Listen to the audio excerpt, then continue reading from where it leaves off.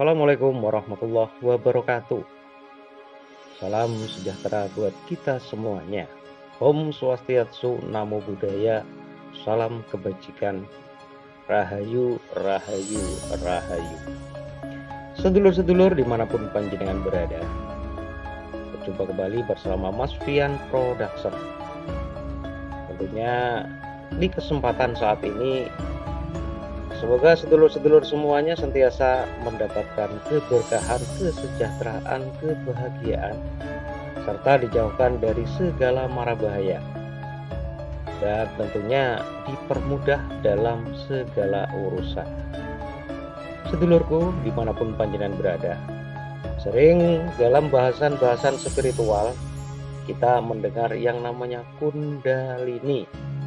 Energi Kundalini yang berada di tubuh manusia yang tentunya bisa aktif dan memiliki manfaat yang sangat luar biasa. Dan apa yang disebut Kundalini tersebut, sedulurku? Dan bagaimana cara melakukan untuk membangkitkan Kundalini yang ada di dalam diri manusia? Tentunya simak terus video ini hingga akhir video. Dan jangan lupa dukungannya untuk ketik like dan subscribe-nya. Serta bunyikan tanda lonceng agar selalu mendapat update terbaru dari video kami. Sedulur-sedulur dimanapun panjenengan berada, Kundalini adalah energi spiritual yang dalam agama Hindu dan juga diyakini bersemayam di dasar tulang belakang. Tempatnya di sakrum bagian bawah tulang belakang atau di bawah tulang ekor, sedulurku. Kalau di banyak yang mengatakan bahwa ini di tulang ekor atau di tulang sulbi. Kundalini berasal dari bahasa Sanskerta yang berarti gulungan atau lingkaran. Gulungan atau lingkaran nanti juga yang menyatakan sebuah cakra, sedulur. Menurut tradisi yoga dan tantra, Kundalini adalah energi yang tersembunyi dan memerlukan penguatan serta pengembangan melalui latihan spiritual. Untuk membangkitkan energi Kundalini ini, ada beberapa tahapan dan cara, sedulurku, agar Kundalini yang dimaksud itu bisa bangkit dan bermanfaat.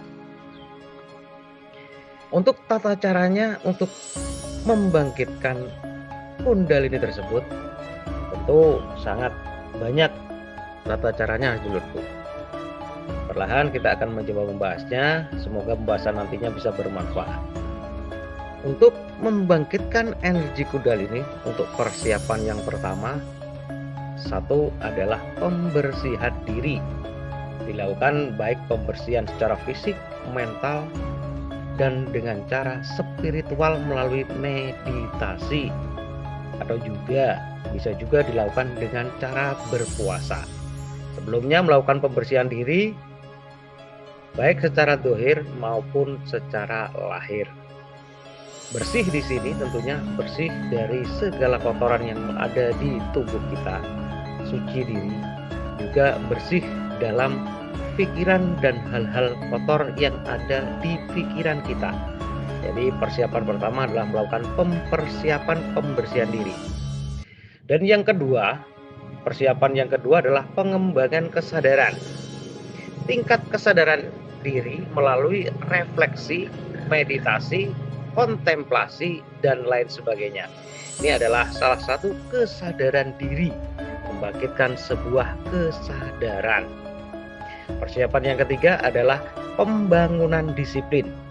Disiplin di sini ada yang mengatakan bahwa secara runtun dilakukan secara berulang-ulang dan tentunya tidak terjeda-jeda.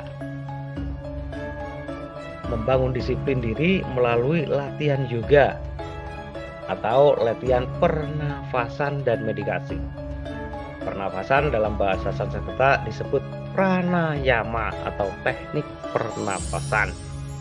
Ini dilakukan secara disiplin, berulang terus secara disiplin. Ada yang mengatakan ini dengan istiqomah, sedulurku. Adapun beberapa teknik untuk membangkitkan Kundalini adalah beberapa hal. Yang pertama dengan meditasi.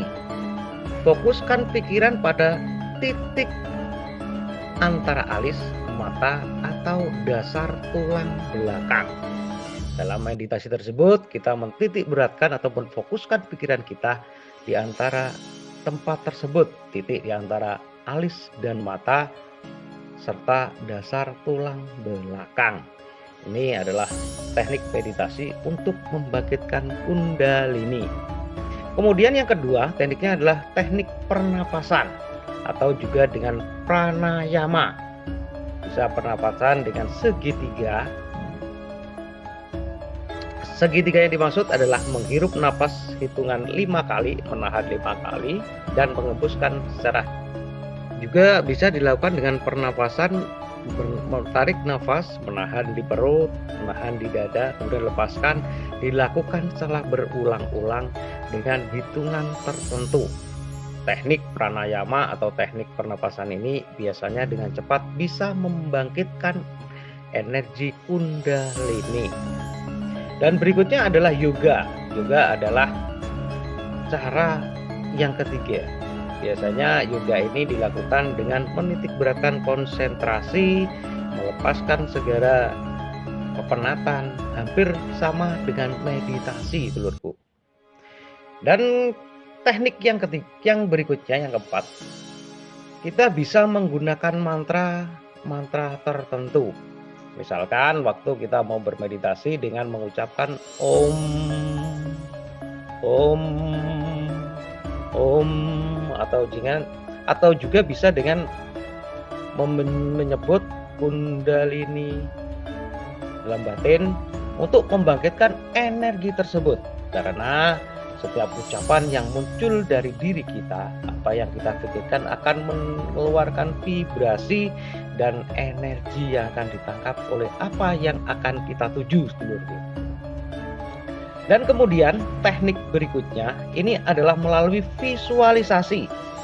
Dengan cara kita membayangkan energi kundalini naik dari dasar tulang belakang ke atas kepala.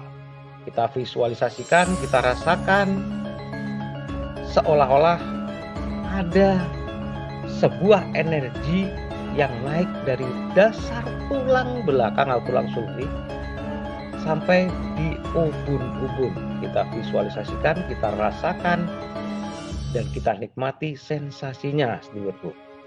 Dan kemudian tekniknya ada latihan banda. Lakukan latihan banda atau penguncian energi. Ini biasanya dilakukan oleh para biksu Buddha, sedulurku, dengan melakukan penguncian energi. Untuk tahapan yang berikutnya atau yang terakhir, untuk membangkitkan energi kundalini bisa dengan menggunakan cakra. Apabila cakra tersebut sudah terbuka atau sudah aktif, seperti yang telah kita bahas di konten kita beberapa waktu yang lalu dulu. Fokuskan energi pada cakra-cakra pusat energi seperti cakra jantung, cakra ajna, dan cakra swadhisthana, dan cakra sahasrara, dan lain-lain. Kita bisa memfokuskan di sana, dan sehingga energi yang terpancar dari cakra tersebut akan membangkitkan energi yang tersimpan atau yang masih tersimpan yang berbentuk energi kundalini.